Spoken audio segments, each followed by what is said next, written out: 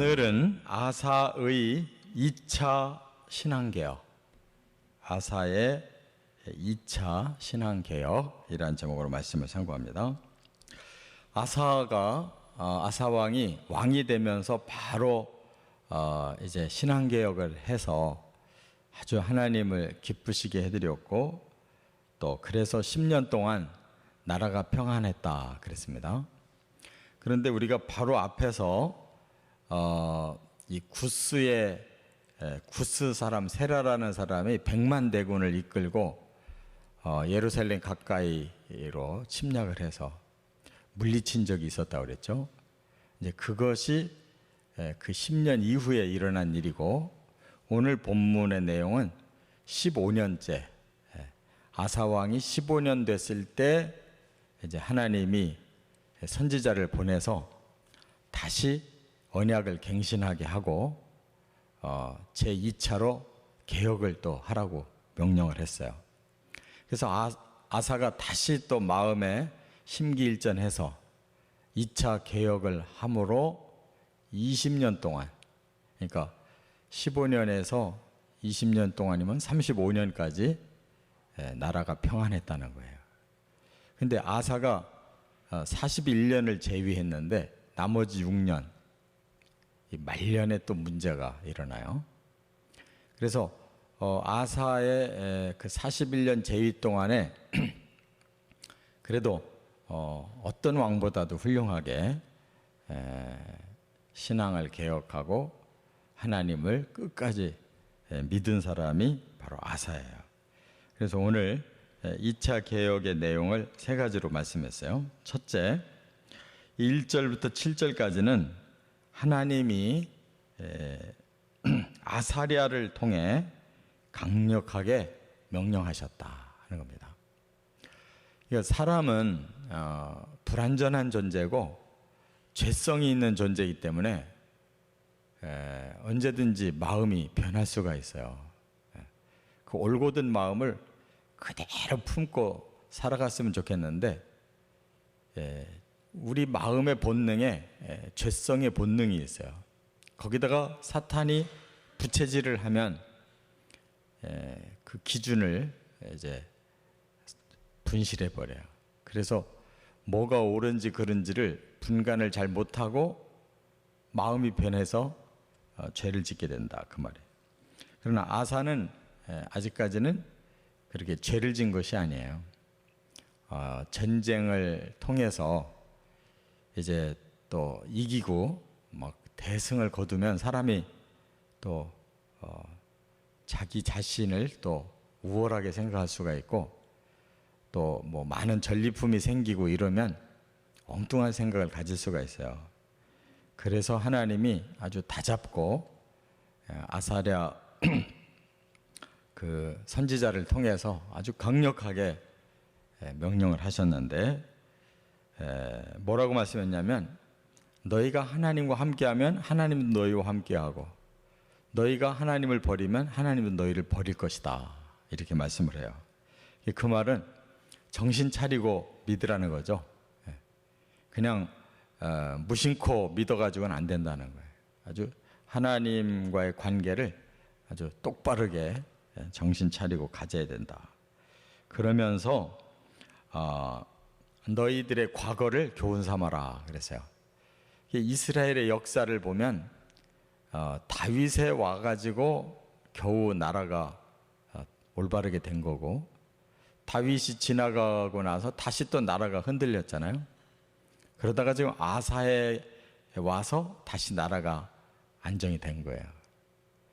그리고 뭐 더 이전의 사사시대는 말할 필요도 없이 계속 죄지면 징계가 임하고, 회개하면 다시 구원해 주시고, 이 네 가지의 채널로 계속 역사가 200년 이상 흘렀었거든요. 그러니까 아사로 하여금 과거의 역사를 돌아보고 하나님 버릴 때 어떻게 됐는지, 죄졌을 때 어떻게 됐는지를 생각해보고 교훈을 삼으라고 이렇게 말씀합니다. 우리도 마찬가지로 우리가 그냥 우리 마음만 가지고 살면 어느 순간에 어떻게 변했는지를 몰라요. 자기를 분별할 수가 없어요. 그래서 말씀을 읽어보면 과거의 역사가 어떻게 흐르고 있는지를 알 수가 있어요. 그래서 사람이 평안할 때 교만해지고, 교만하다가 죄짓고, 죄지면 징계 오고, 징계 오면 다시 회개하고, 이게 반복된다는 것을 우리가 깨달아야 돼요. 그래서 강하게 하라.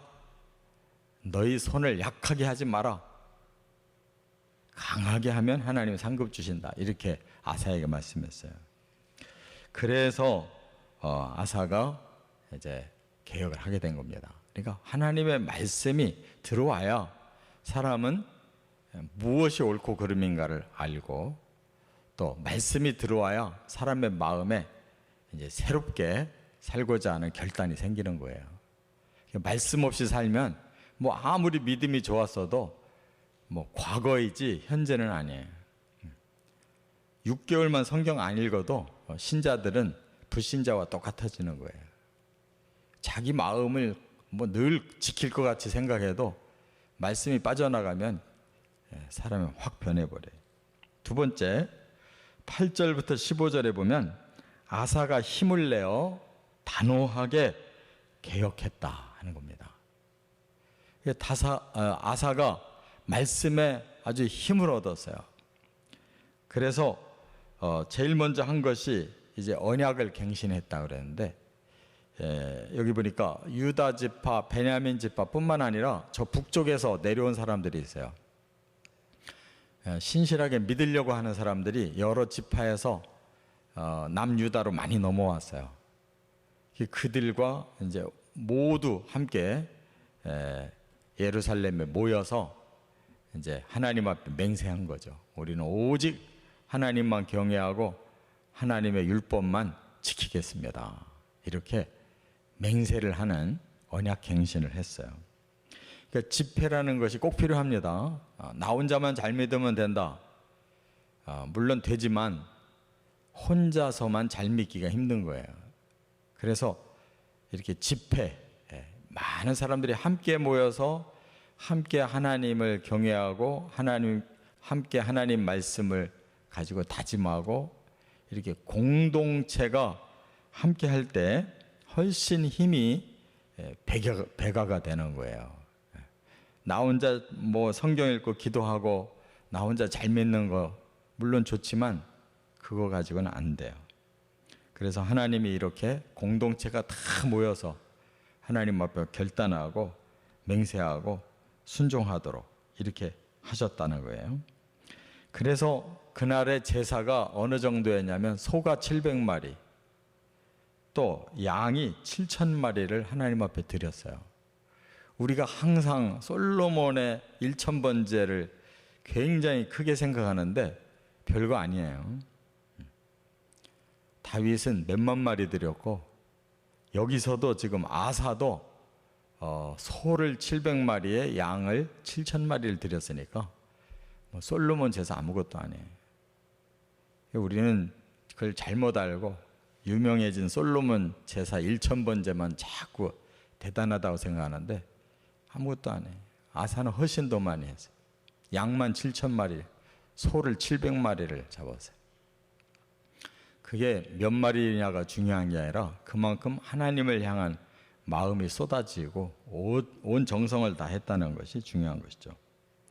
그래서 마음과 목숨을 다해서 믿고, 만약 여기에 불순종하는 자는 우리가 과감히 죽이겠다 이렇게 맹세를 하니까 하나님이 언약에 참여를 하셔서 그들에게 20년 동안 평안을 주신 거예요.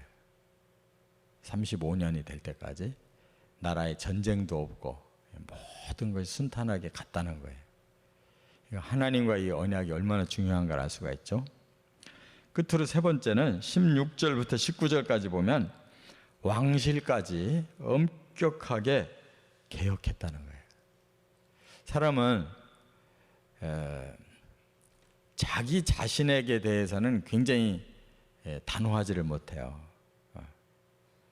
보면은 지도자들도 나라나 공동체는 잘 다스렸는데 항상 문제는 자기 집에서 일어나잖아요. 자기 자식들이 뭐 부정한 일에 개입하고, 그래서 다 그 일로 인해서 리더십을 다 잃어버리고, 지금까지 우리나라 대통령들이 다 그랬잖아요. 자기 집을 다스리지 못했어요. 왜 그러냐면 팔이 안으로 굽으니까 가까운 사람들에 대해서는 관용을 자꾸 베풀거든요.